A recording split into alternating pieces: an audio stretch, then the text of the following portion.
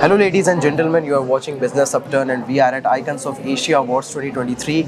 And we have Dr. Neeraj A. Sharma ji, the Honorary Consul General of the Republic of Palau to India, who is the guest of honor in today's event. So, thank you so much for speaking to us. So, my first question to you is how you see the women entrepreneurs are getting position, getting platforms, and getting encouragement from events like Icons of Asia 2023.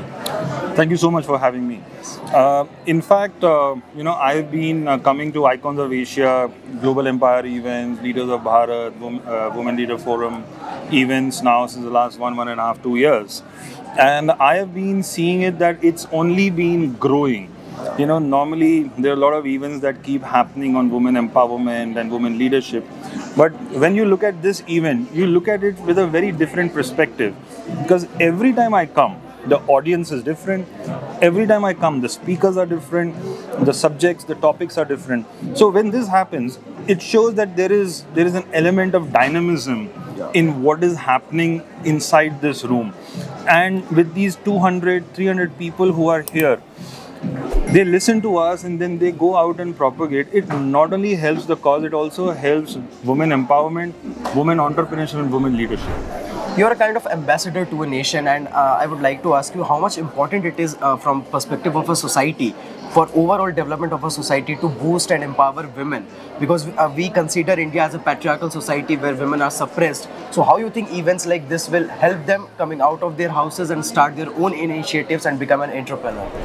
Very interesting question. I represent a country where there is matriarchal system, where the women take the leadership, the women take the decision making in the family. And that is like one of the very few countries in the world who have done it. So Palau is one of them. And I feel that when you have a society which accepts women as leaders, the way they start accepting women as leaders, trust me, that's when the country starts evolving. That's when the country starts growing. Because if you see, it is the men workforce which is helping the GDP. But now you have the women as well who are not only working but who are also taking part in decision making. So the growth of GDP becomes double. So that becomes like a double engine country. The pace of growth is much, much faster. You talked about GDP, so I would like to ask you that when it comes to entrepreneurship, startups, so youth are majorly going in that field. They want to start their own initiative, own company, building their own brands. So do you think it will impact economy in a good way? Well, I am for startups, but then who is going to run these startups?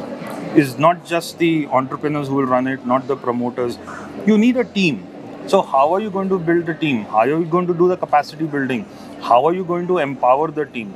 So that is very important now. Okay, we have reached a stage where we have built startups. We need to now start reaching a stage where we start creating resources who will run these startups. Because if you see most countries, establishing a startup is easy.